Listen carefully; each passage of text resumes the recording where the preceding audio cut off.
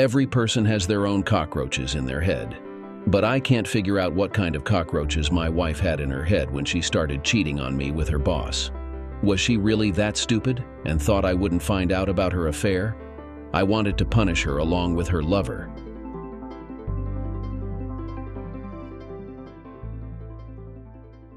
I've known Joe for almost 10 years, often spending countless hours at his landing strip lounge, sipping PBR beer and admiring the girls who worked there.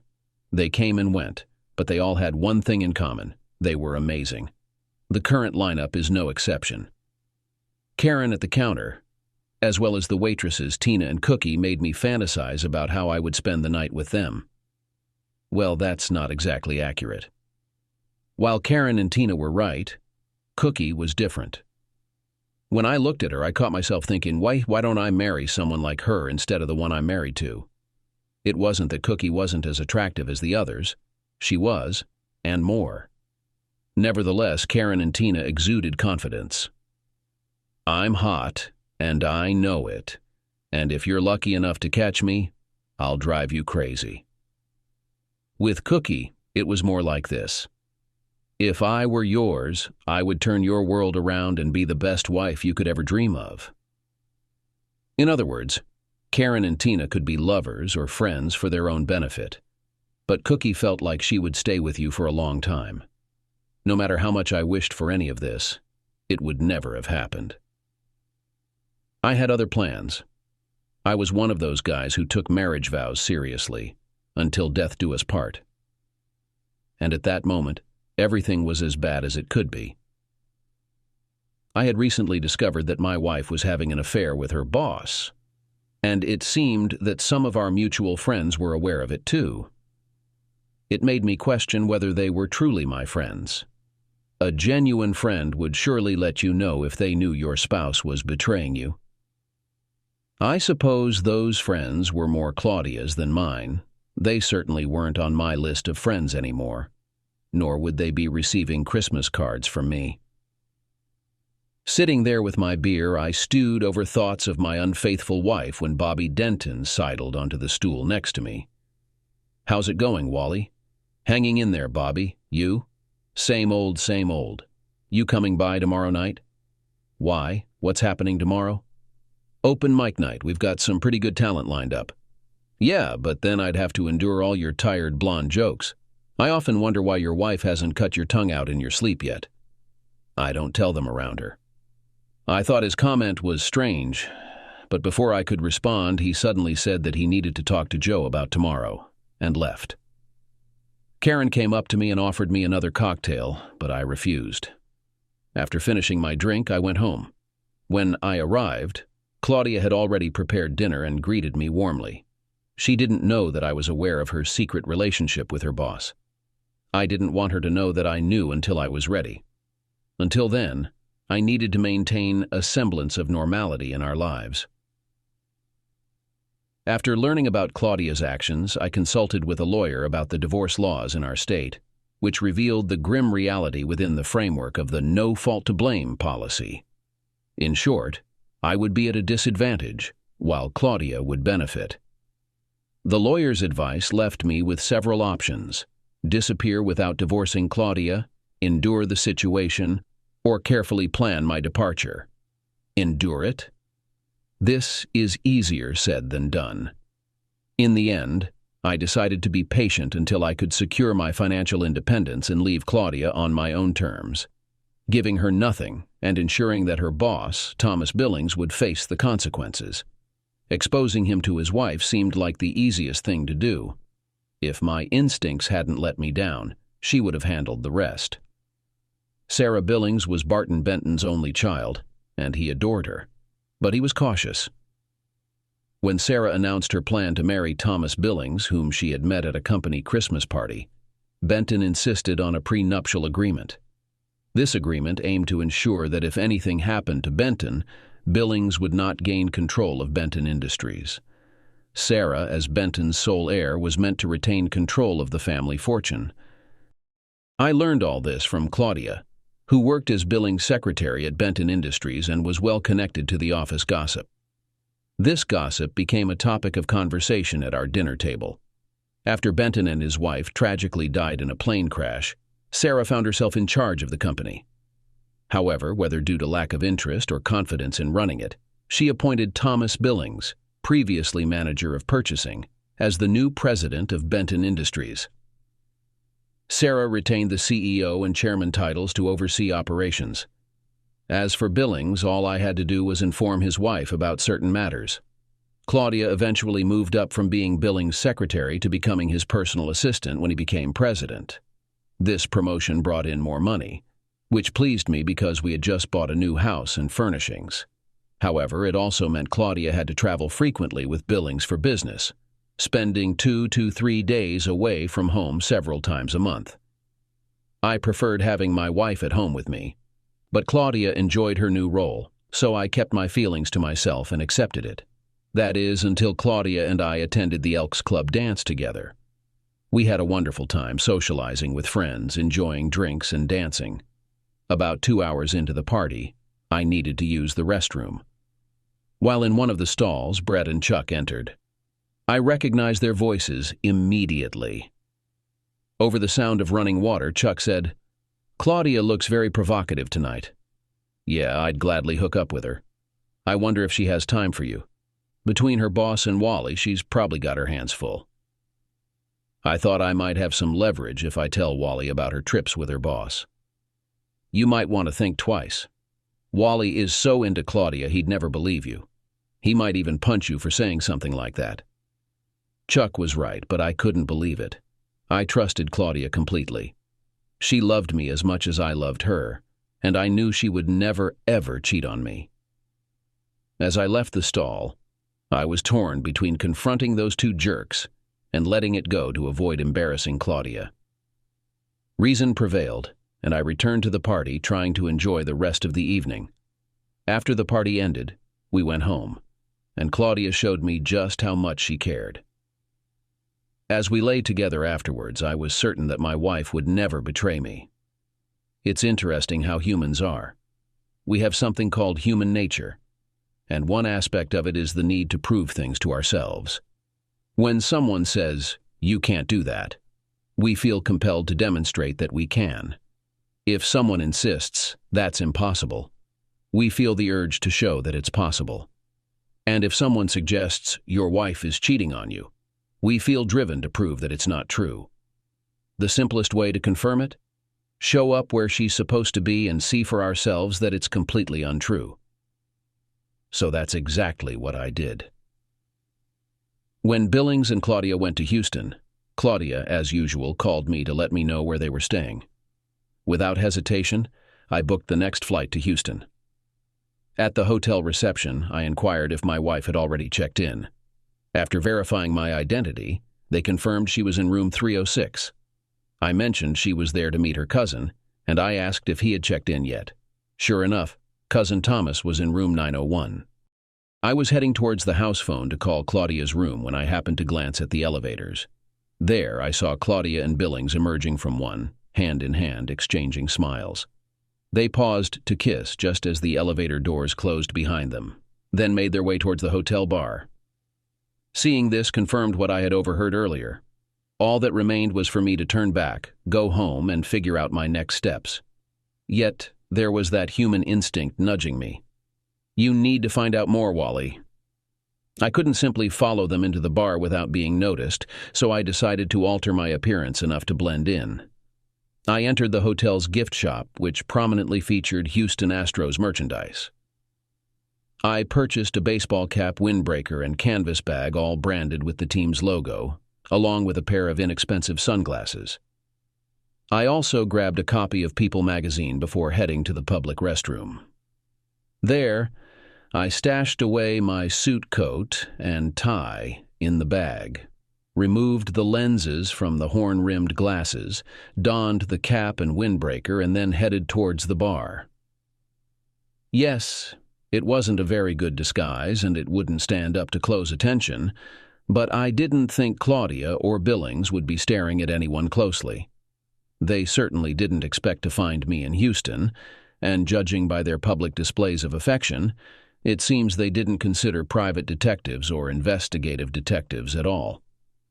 I noticed them as soon as I entered the bar. They were sitting at a table, drinks were in front of them, and they were kissing. I chose a table where I could watch them, ordered a drink, and pretended to read my magazine. Looking out from behind the magazine, I saw Claudia's left hand move imperceptibly under the table. There was no doubt about what she was doing. They had 2 drinks, flirted for a while, and after about 30 minutes they left the bar without noticing me. I waited a moment, then followed them. I observed them holding hands as they walked to the elevator. They kissed until the doors opened, then they boarded and the elevator ascended. It didn't stop on the 3rd floor where Claudia intended to exit for her room. Instead, it continued to the 9th floor, paused briefly, and then descended without stopping at the 3rd floor again. That was my cue to leave, so I headed home. I consulted with a lawyer, received upsetting news, and began the process of ending my relationship with Claudia. Instead of going home after work on Wednesday, I decided to stay out.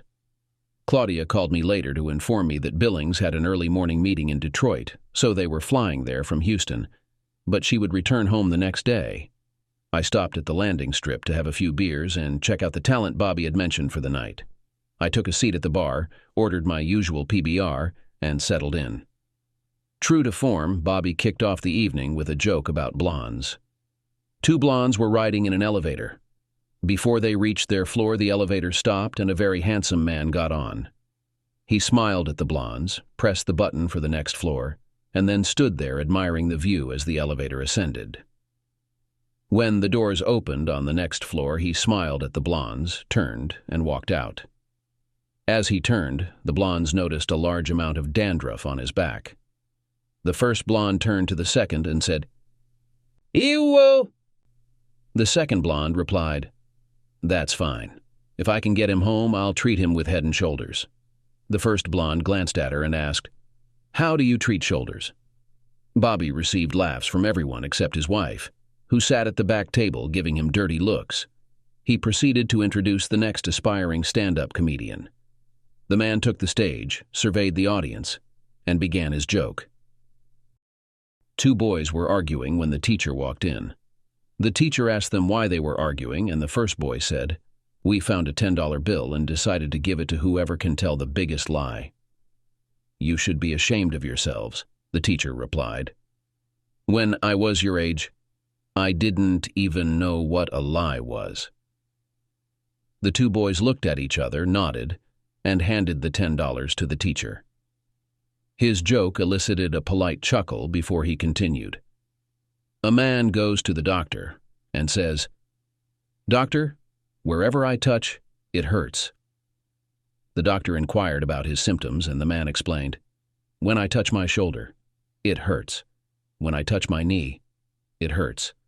When I touch my forehead, it really hurts." The doctor, with a knowing shake of his head, responded, "I know exactly what the issue is. You've broken your finger."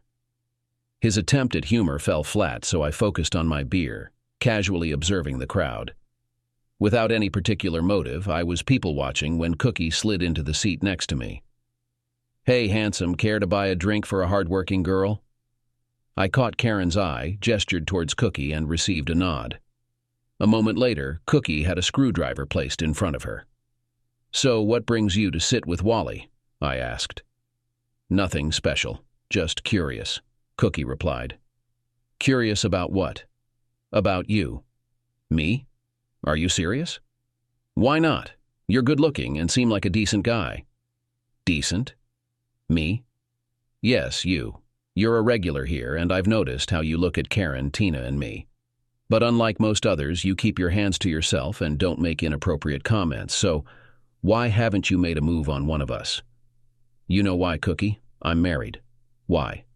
"Why what?" "Why are you married to that woman? Surely you must know she's cheating on you." I was completely surprised by that, and Cookie noticed the expression on my face change. "You didn't know? How could you not? Everyone else is aware." "How did you find out?" She pointed and said, "See that guy sitting over there in the corner booth with the redhead? That's my brother, Rick, and he works at Benton. Everyone there knows about your wife and Billings. Rick came in here one day, saw you sitting here, and later he told me he felt sorry for you. When I asked him why, that's when he told me. What I don't understand is why, if everyone else knows, no one bothered to tell me. Can't say, could be for various reasons. Like what? In today's world, there are what they call open marriages.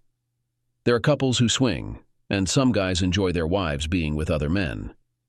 There are those who care about you too much to hurt you, and others who might dislike you enough to feel glad it's happening to you. There could be people who like you, but prefer your wife. She finished her screwdriver and said, "Break's over. I need to get back to work." I watched her walk away and wondered if she'd say yes to a date once I broke things off with Claudia. On stage, Bobby announced it was open mic time for anyone in the audience eager to take a turn. A voice from the back promptly called out, "I'd like to give it a try." To everyone's surprise, including Bobby's, his blonde wife Brianna stood up and made her way to the stage. Bobby looked shocked as he handed her the microphone. "My dear husband likes to crack blonde jokes, often right in front of me," she began. "But have you noticed he's blonde too? Time for some payback, honey." She continued with a joke. An Irishman, a Mexican, and a blonde guy were working on scaffolding on the 20th floor of a building. During lunch, the Irishman complained, "Corned beef and cabbage again. If I get this one more time, I'm jumping off this building." The Mexican guy checked his lunchbox once more and exclaimed, "Burritos again. If I get burritos one more time, I'm going to jump off this building." The blonde guy opened his lunch and said, "Bologna again. If I get another bologna sandwich, I'm jumping too." The next day, the Irishman opened his lunch, saw corned beef and cabbage, and jumped to his death. The Mexican opened his lunch, found a burrito, and leaped off the scaffold. The blonde guy opened his lunch, saw bologna again, and also jumped to his death. At the funeral, the Irishman's wife was crying. She said, "If I had known how truly fed up he was with corned beef and cabbage, I would never have packed it for him again." The Mexican man's wife was also in tears, lamenting, "I could have made him tacos or enchiladas. I never knew he disliked burritos so much."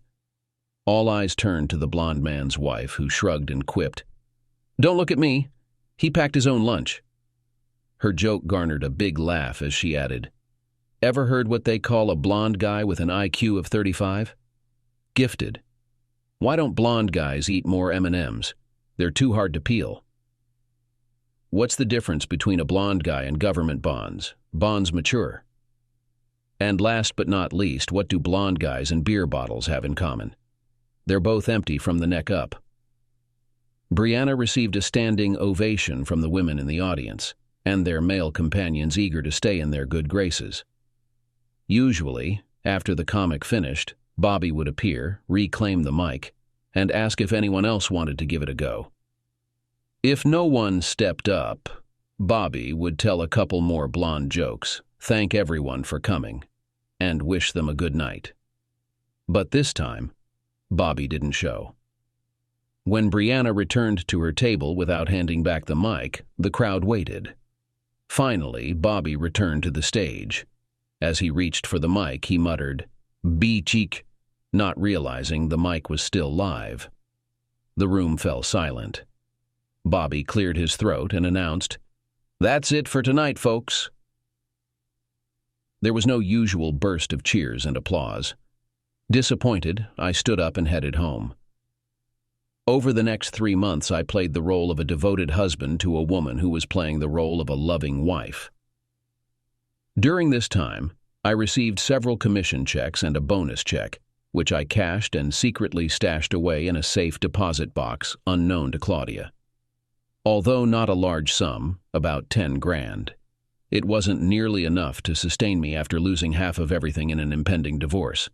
Then luck smiled upon me. Like countless others, I bought lottery tickets, crossed my fingers, and dared to dream. Miraculously, I hit the jackpot with a winning Powerball ticket. I matched 4 numbers, including the Powerball and the Power Play, making the ticket worth $40,000 before taxes. After cashing it in, I would pocket around $2,200. It wouldn't make me wealthy, but it offered a fresh start post-Claudia. With 6 months to claim my winnings, timing became crucial. I needed to finalize the divorce before cashing in the ticket to avoid splitting the money as marital assets. The opportunity was ripe. Claudia had just received a raise slightly higher than my own earnings, eliminating any potential alimony claims. I would cover the court costs, unavoidable unless Claudia initiated the divorce. An unlikely scenario. What worried me the most was that Claudia might challenge the divorce. If she had done so, she could potentially have delayed the proceedings after the deadline for applying for a ticket, turning it into another asset subject to Section 50/50. I needed to make sure that Claudia wouldn't want to challenge him. She might not have wanted it from the beginning, but I had to find a way to ensure that she wouldn't do it. The problem with no-fault divorces was that even if I had cited adultery as a reason, it would not have affected the division of property. I could provide evidence, for example, a video recording of Claudia cheating on me, but from a legal point of view, this would not affect the division of property. Claudia could have brushed it off, citing a lack of evidence, and offered to get marriage counseling to get rid of my insecurities. The truth was, I lacked evidence. Saying, "Oh, come on, everyone knows," wasn't evidence, and neither was witnessing them holding hands and kissing. I required concrete audio and video evidence to substantiate my claim. Evidence I could present to Claudia decisively, proving beyond doubt that she was caught and futile to resist our separation. Regrettably, I lacked such evidence, and consulting with a few private detective agencies revealed I couldn't afford to obtain it through that avenue either. While waiting in the reception area of my doctor's office, I observed a woman wheeling an elderly man into the room. She approached the reception desk, leaving the man sitting alone and silent. Just as I considered striking up a conversation with him, a young boy slipped off his mother's lap and walked over to the wheelchair. Placing his hand on the old man's, he remarked, "I know how you feel. My mom makes me ride in the stroller too." The woman, Maria, chuckled at this and continued, "As a pediatric nurse, I faced the challenge of giving immunization shots to children. Once I entered a room to give 4-year-old Lizzie her shot. When she saw the needle, she screamed, 'No, no, no, no, no, no.' Her mother scolded her, saying, 'Lizzie, that is not nice behavior.' To which Lizzie responded even louder, 'No, thank you. No, thank you.' Everyone had a good laugh at that," Maria concluded. "And another time I was out bicycling with my 8-year-old granddaughter, Carolyn. Feeling a bit nostalgic, I said to her, 'In 10 years you'll want to be with your friends and won't want to go walking, biking, and swimming with me like you do now.' Carolyn just shrugged and replied, 'In 10 years you'll be too old to do all those things anyway.' It was another open mic night at the Strip, and I was having a couple of drinks before heading back to an empty house without Claudia, who was out of town once more. Cookie sat down beside me and asked her usual question. "How about buying a drink for a poor working girl?" It seemed she asked me that every time I came in. I smiled and signaled Karen over. She brought Cookie's drink over without needing to be asked. It felt like we were settling into a routine. "You're quiet tonight, Wally. Not enjoying the entertainment?" Cookie remarked. "I've got a lot on my mind," I replied. "Like what?" I felt like unloading everything on her. "It doesn't seem like much of a problem to me. So what if you can't afford it? Just get someone who can afford it to take care of it." "What?" "You mentioned that you don't think his wife knows, so go tell her. Let her sick the dogs on those 2 cheaters. She catches them, divorces her, and calls your wife her lover. It's all public record and won't cost you a dime." I burst out laughing, grabbed her, and kissed her. "Thank you, thank you, thank you," I exclaimed, kissing her again. She laughed too and said, "Once you get rid of that bitch, maybe we can do this again." "Something to look forward to," I said, standing up and leaving the bar. The following day, I phoned Sarah Billings to jog her memory about who I was, and then requested a meeting with her. She inquired about the topic, and I hinted it concerned a sensitive matter best discussed in person. Agreeing to meet, she suggested lunch at Tricasi's at noon. Arriving 10 minutes early, I briefed Jared on my expected guest, describing her, before settling into a booth at the rear. Mrs. Billings arrived promptly at noon and wasted no time. "What's this situation you wanted to talk about?" While waiting, I had pondered the best approach, but her directness made the decision easy. I dove in. "Your husband and my wife are having an affair. It's been going on for quite some time." "You can't be serious." "I'm afraid I am." "Do you have any proof?" "Just what I've witnessed myself." "You've actually seen them?" "Not in the act, but enough to be certain." "I don't understand. You've seen them, but not seen them?" I then explained how I had discovered their affair and what I had observed during my trip to Houston. I acknowledge that legally it may not constitute proof, but in my mind, there's absolutely no doubt, not even a shred, about what happened after they exited the elevator on the 9th floor. I wouldn't have had any doubt either if I had seen it myself. What are you planning to do? Get a divorce as soon as possible. Thank you for informing me. I have 2 reasons for telling you what was going on. Firstly, I felt you needed to know. And the second reason? It's somewhat self-serving. The divorce will proceed more smoothly if Claudia doesn't contest it, but without irrefutable evidence, she might. I've considered hiring a private investigator to gather proof, but I can't afford it. However, you can. I hope you'll want to obtain the evidence needed to expose the cheating jerk, and in return, share it with me as a thank you. She gave me a thoughtful look and replied, "And then in retaliation, you'll invite us to engage in intimacy and let them know by shoving it in their face." I chuckled. "Come on, Mrs. Billings, let's be serious. No one would believe someone like you would get involved with someone like me, even for revenge against your husband. Besides, if we did that and they found out, it would backfire on what I'm trying to achieve. It would give Claudia ammunition to countersue and drag out the divorce. I want to get rid of the cheating woman as quickly as possible." "I suppose it would complicate things for me too." "All right, let's chalk it up to what might have been and move forward." We exchanged cell phone numbers and went our separate ways. Claudia was at home when I arrived, and over dinner we discussed how our day had gone. We both continued to play the role of loving spouses, so, hugging on the couch, we watched TV before going to bed, after which we went to bed and engaged in intimacy. I'm not sure if Claudia saw it as making love, but for me it was just intimacy. Tuesday was a repeat of Monday, and I expected Wednesday to be almost the same. However, at noon on Wednesday, Claudia called me and informed me that she and her boss had to be in Detroit on Thursday morning, so they were taking a flight at 4 p.m., and she would not be home that evening. As was my habit on Wednesdays when Claudia was not at home, I drove to the runway.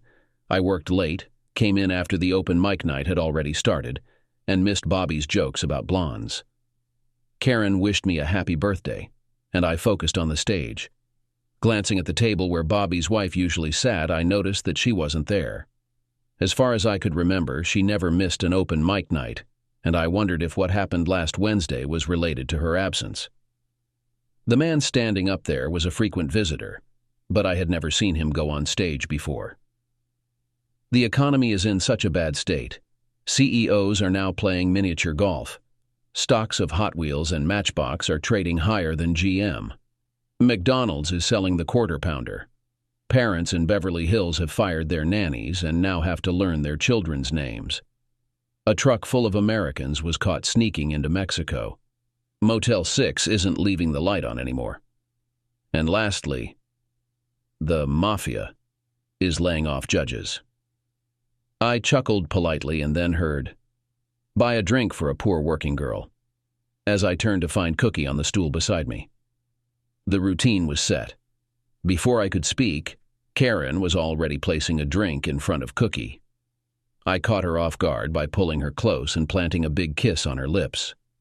"Wow, what brought that on?" she exclaimed.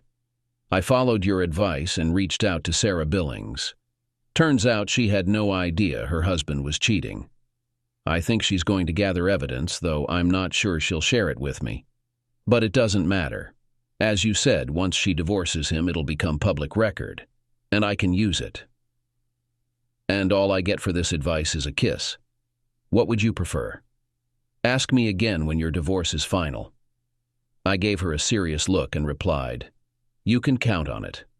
She smiled, finished her drink, and returned to her duties. When I returned from work on Thursday, Claudia was at home and had almost finished cooking dinner. When I came in, she asked the question, "Dinner first or dessert?" "Dinner first.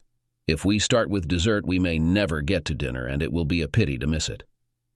"I remember how you always chose dessert first," she remarked. "And I remember the times when you didn't cheat on me," I thought to myself, and said out loud, "I was younger then, and didn't realize how important food was to my strength and endurance." After dinner, we cuddled on the couch and watched some TV before going to bed. Claudia seemed to be making love, or at least pretending to be, but for me it was just intimacy. The next week passed without any trips, but Claudia worked late, and on Saturday she had to stay for half a day. We've been making love these days, and I couldn't help but wonder why. Was it because she felt guilty and tried to calm her conscience by giving me as much as she gave her lover? I doubted I'd ever find out. On Tuesday, Sarah Billings called and invited me to have lunch at Trikaki. When I arrived, she was already sitting in a booth at the end of the hall, and there was a large envelope on the table in front of her. When I sat down, she pushed it towards me. "Everything you could ever dream of is here, and even more. You already know that she's cheating on you, so I wouldn't recommend watching CDs. These images will probably haunt you as much as they haunt me. He'll be shocked when I serve him." My investigator discovered that dear Thomas rented an apartment to use as a love nest. If he had registered it in his name, my investigator would not have had the legal right to use it for audio and video filming. His mistake was that he entrusted this to the company. Since this was entrusted to the company and I am an official, I could give permission for this, which I did. Let me guess. Claudia said she had to work late on Tuesday and Thursday, and had to go in for a half day on Saturday. That's right, and on Monday, Wednesday, and Friday, it was long lunches. I'm surprised they didn't do something on Sunday to complete the week.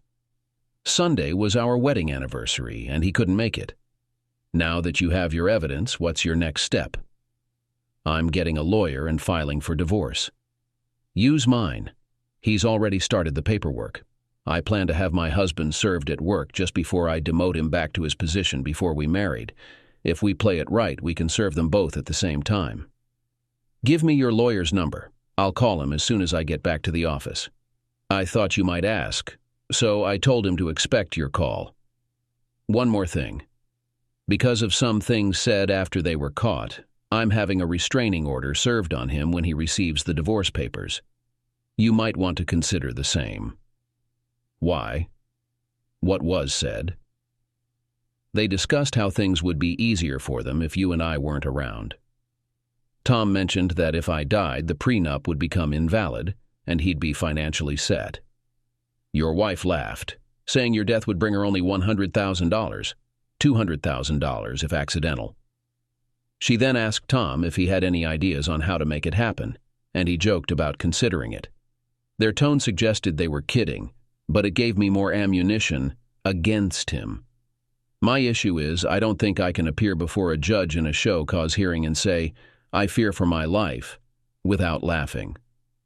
She was lying anyway. I only have $25,000 in life insurance, but I agree it's something else to hold against her.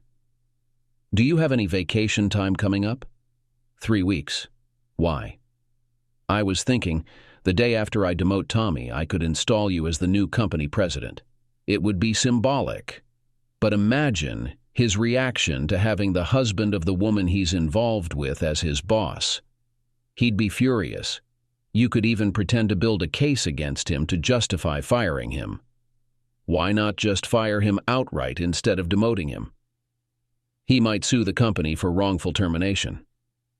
Regarding the wrongful termination issue, forget that. The real problem is that he's using company funds to pay for his apartment, which is clearly misappropriation.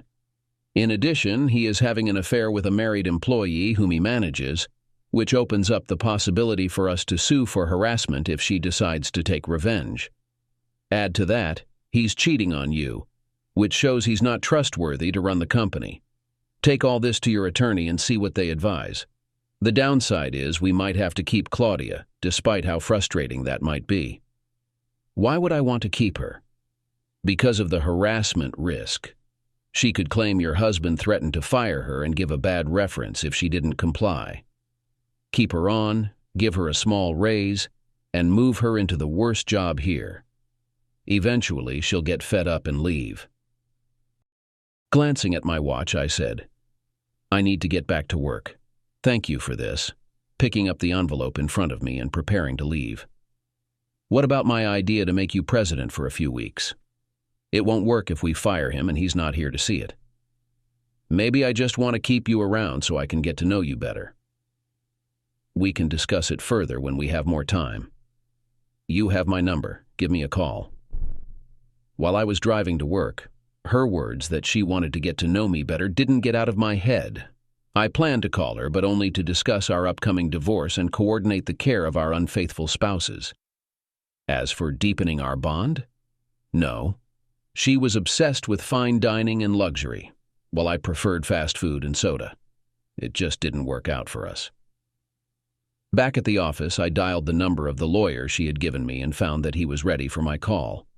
We discussed the paperwork that had already been completed. He just needed to clarify Sarah's details with me. After agreeing on the fee and making the payment, I arranged to sign the documents the next day at 4. Later that evening, Claudia was in one of her passionate moods. After dinner, we went to bed early and made love.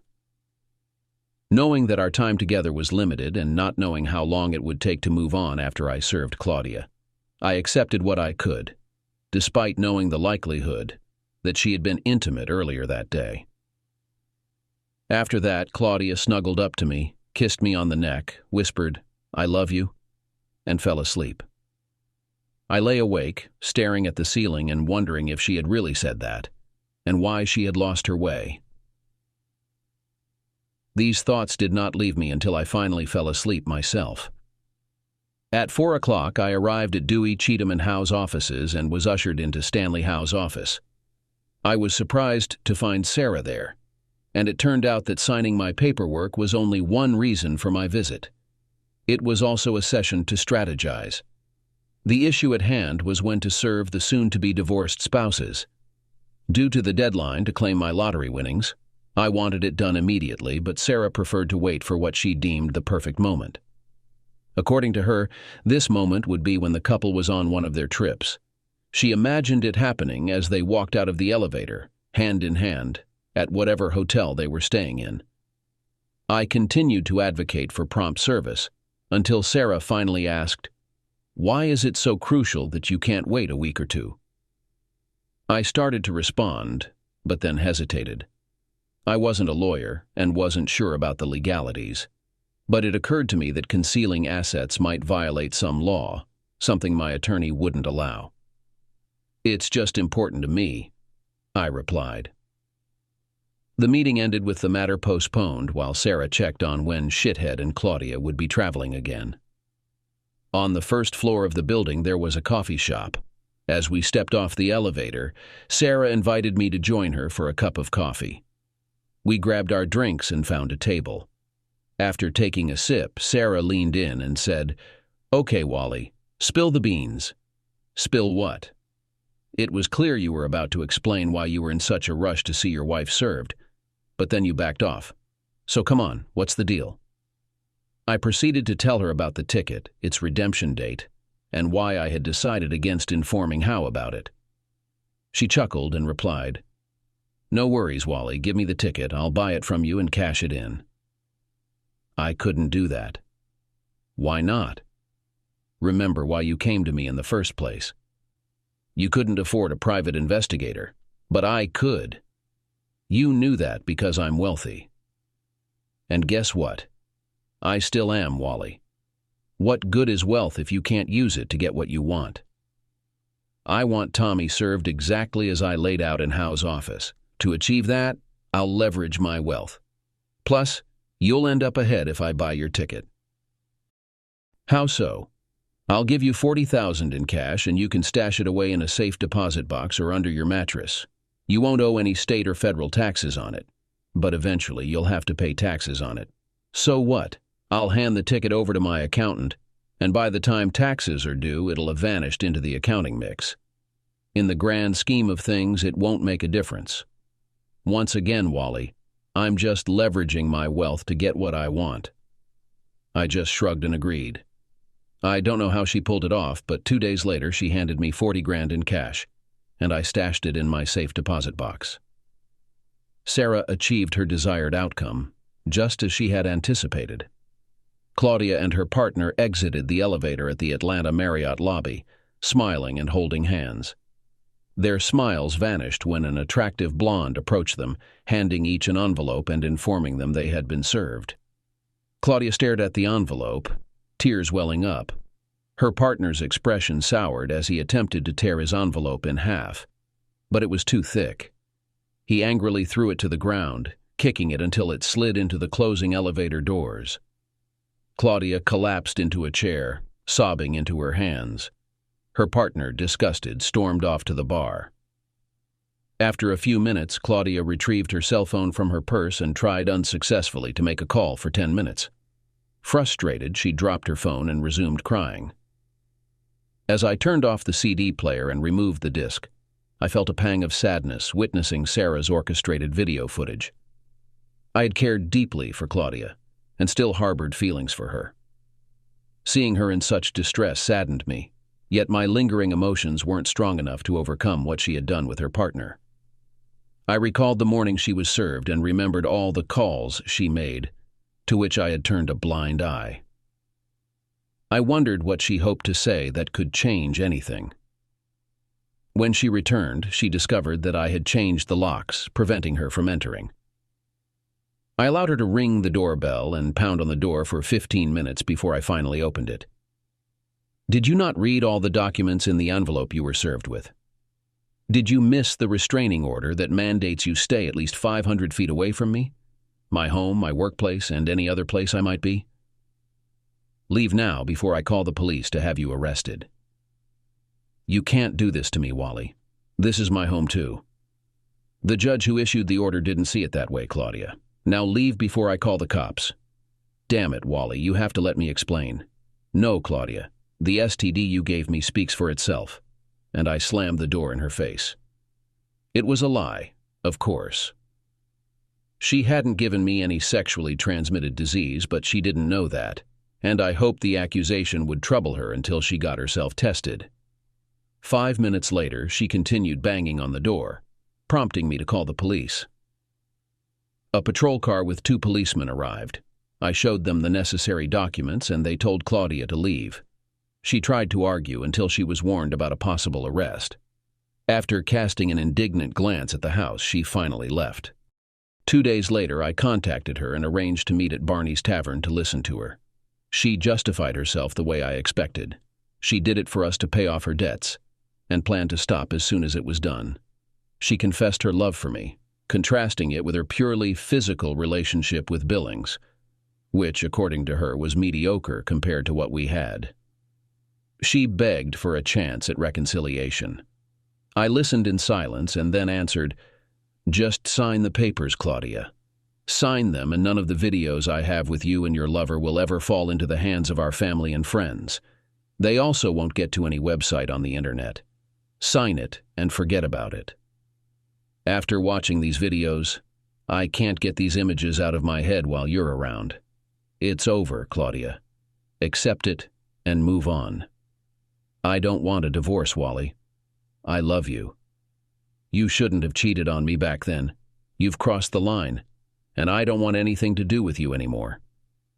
Consider yourself lucky. At least you still have a job, unlike your sweetheart. I got up and left her sitting there. I smiled to myself, knowing that she would soon realize that I hadn't paid the bill, leaving her alone with this. Sarah called me 3 days later and asked me to meet her for lunch. We met at Tricoxi's, and after Mandy took our order, she updated me on what happened after the guy she called shithead was served. He apparently never found the envelope he'd kicked into the elevator, so he never read the order of protection. When he got home, he couldn't get in because Sarah had changed the locks. He started banging on the door, kicking and yelling for Sarah to come down and open it. He hadn't noticed the car parked on the street with Avery Security Service painted on it. 2 men got out, approached him, and politely asked him to leave. He responded with curses, telling them to go away and worse. One of the men informed him they were there to ensure he obeyed the order of protection, which required him to stay 500 feet away from the house and Mrs. Billings. He continued to curse and demanded they leave. When he tried to push one of them, he was promptly incapacitated by a taser shot. By the time he regained his bearings, the security guards had been replaced by 2 police officers, and he found himself in handcuffs. After his release from prison, he attempted to return to work, but was intercepted by 2 security guards. They informed him that per instructions he could not proceed beyond the lobby. 1 guard made a call, and within minutes, the HR manager arrived. He delivered the news that he was terminated for embezzlement and violating the company's moral code. "You can't do this to me, you idiot. Don't forget, I used to run this place." He protested vehemently, but when he refused to leave, the HR manager called the police. Upon their arrival, he was arrested for violating a restraining order for the 2nd time. Unaware that Sarah was present in the building, he managed to avoid conviction in court, arguing that he had no knowledge of her presence since she wasn't a regular employee with an office there. The judge accepted this and released him. Nonetheless, being escorted out of the building in handcuffs was a humiliating ordeal, especially in front of the very people he once managed. Among those witnesses was Claudia. Sarah, as chairman of the board, assumed the position of acting president and informed Claudia that she no longer needed a personal assistant. Sarah instructed Claudia to temporarily take a job as a secretary until another suitable position could be found for her. Claudia will keep her current salary and benefits as a personal assistant during this transition period. Sarah then confessed to Claudia that she was going to fire her at first, but someone, presumably the speaker, talked her out of it. Sarah later mentioned to the speaker that Claudia seemed surprised that Sarah knew about their relationship and talked to them. The next day, Sarah called Claudia into her office and announced that she was promoting her to the position of office manager, with a new assignment at a factory located 30 miles away. Sarah also informed Claudia that she would receive a 10% pay raise, ensuring that her salary would match or even slightly exceed the speaker's salary, possibly to ease any financial burden associated with alimony payments. Sarah ended the meeting by telling Claudia that once their divorce was finalized, she intended to rebuff the speaker for telling her about her husband's infidelity, using unambiguous expressions to express her gratitude. Sarah noted that Claudia left the meeting stunned and visibly shaken. Claudia must have trusted me when I explained the potential consequences of the videos I had of her and her partner, because she didn't contest the divorce. We divided our assets equally, and aside from losing Claudia, I had to let go of the house. It had to be sold, and the proceeds were split between us. Since we hadn't owned it for long, there wasn't much equity, but I managed to get enough to make a down payment on a condo and move in. Claudia found an apartment near her new job. She still calls me weekly, asking for another chance. My response is always the same: thanks, but no thanks. The day after my divorce was finalized, Sarah called me and asked when my divorce would be finalized. It was issued yesterday. Mine is decorated today. Do you have any plans for tomorrow? No, I don't have anything planned. Now you can. Pick me up at 6 from my office. We're going to celebrate our freedom with dinner, drinks, and dancing. After that, I'm going to fulfill the promise I made to my ex and yours. A promise? What's the promise? Do Do you remember I told you that I told your wife that as soon as our divorces were finalized, I would sleep with you? I told my ex the same thing. I've told you everything, and now it's time to act. You don't have to do this. I didn't expect this. I thought you were just making fun of Claudia. Oh no, honey, I meant it. I haven't had a relationship with anyone since the last time I met Claudia, and Sarah was incredibly attractive, so I said, 6 o'clock then. See you then, she said before ending the conversation. Sarah looked incredibly alluring when I picked her up at 6. Once in the car, she slid over next to me and gave me a passionate kiss. When she pulled away, she told me she had made reservations at a popular dinner club. During the drive there, she said, I had you pick me up at work because some people there are still in touch with Tommy, and I figured they would let him know that you and I are together. Those same people will probably inform your ex as well. During dinner, we talked about general things. Sarah told me about how things had been going since she took over running the company. She enjoyed it and regretted not stepping in when her father passed away. I shared updates about my job and the condo I bought after selling the house. After dinner, we went to the Purple Onion to have a drink and dance. During the slow dances, she snuggled so close to me that there was no free space between us. It's nice to see that I'm achieving the effect I was hoping for. I haven't had any action since I served Thomas. I've been looking forward to tonight. I'm in the same situation. Great. This will help you finish the first thing quickly. I'm ready to leave this place. I'm not used to pushy women, but if she was ready, then I was ready. We got out of the Onion, and while we were waiting for the valet to bring the car, she said, I want the first time to be on the bed that Thomas and I slept on. Next time we can do it on the bed you shared with your ex. You don't mind? My mom taught me that women should always come first. So if that's what you want, you'll get it. We got in the car. Fortunately, the next day was Saturday and I didn't have to work, because after Sarah finished with me, I didn't have the strength to get out of bed. She managed to win 4 rounds from me, which became her personal best.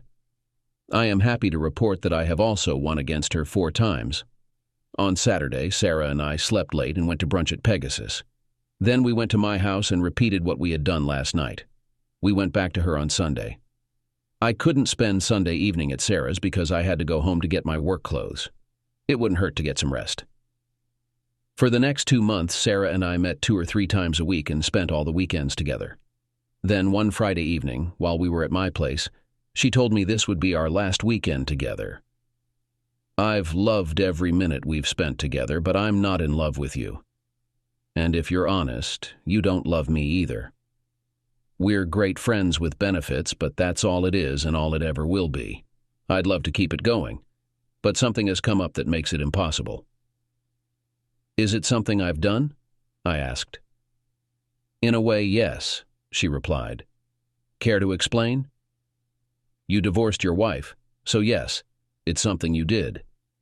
That's clear as mud. Your ex turned out to be a better-than-average office manager. My office manager at corporate headquarters has given notice because her husband is being transferred to his company's Los Angeles office. I'm going to move your ex to my office, and it would be too awkward to work with her while I'm involved with you, especially since I have no doubt she knows about us. That was one of the reasons we started, right? To tweak our ex's noses? Don't that just beat all? She messed up my life when we were married, and now she messes it up when we're not. I guess I'd better make the most of our last 3 days then, I said, picking her up and carrying her into the bedroom. We had a tearful goodbye on Sunday, and on Monday morning I started the next phase of my life as a single guy looking for love, or at least some really good lust. I spent most of Monday and Tuesday feeling down about losing Sarah, but by Wednesday, my mood had improved. Due to the evenings I spent with Sarah, it had been a month and a half since I'd been to the landing strip. As soon as I sat on the bar stool, Karen appeared with my PBR and placed it in front of me.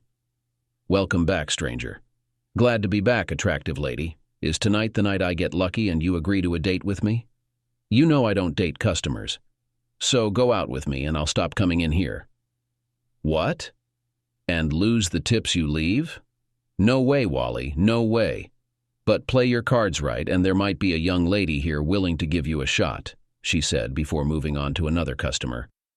I was halfway through my beer when Bobby took the seat next to me. Where have you been, Wally? Was the talent so bad it chased you away? Not at all. I just had more important things to do. I can understand that. I saw you with your more important at the Alhambra a week or so ago. Good to see you back. He got up to chat with other customers, then took the stage, welcomed everyone to another open mic night, and kicked things off with the usual blonde joke. A blonde buys a thermos. She brings it to work to show her friends. One of her friends, also a blonde, asks, "What does it do?" The first blonde says, "It keeps warm things warm and cold things cold." The friend asks, "What do you have in it now?" "A cup of coffee and 2 popsicles. Then they introduced the first aspiring comedian. It turned out to be the day shift counter guy from the Maverick, where I get gas in the mornings. My mom lives back in Newark, and I haven't seen her in a couple of years, but we talk on the phone at least once a week. Yesterday, after we hung up, I started thinking about her and came up with 10 reasons why I owe my mother. My mother taught me to appreciate a job well done. If you're going to kill each other, do it outside. I just finished cleaning. My mother taught me religion. You better pray that will come out of the carpet. My mother taught me about time travel. If you don't straighten up, I'm going to knock you into the middle of next week. My mother taught me logic. Because I said so, that's why. My mother taught me foresight. Make sure you wear clean underwear in case you're in an accident. My mother taught me about irony. Keep crying, and I'll give you something to cry about. My mother taught me about the science of osmosis. Shut your mouth and eat your supper. My mother taught me about contortionism. Will you just look at that dirt on the back of your neck? My mother taught me about stamina. You will sit there until all of that spinach is gone. But most of all, my mother taught me patience. Just you wait until your father gets home. I couldn't help but laugh because I remembered hearing most of it from my mom, and from the laughter he received, it was clear he had struck a chord with everyone in the crowd. Midway through the show, someone took the stool next to me, and I heard the familiar phrase, "Buy a poor working girl a drink?" As usual, Karen was quick to set a drink down on the bar in front of her as soon as the words were out of her mouth.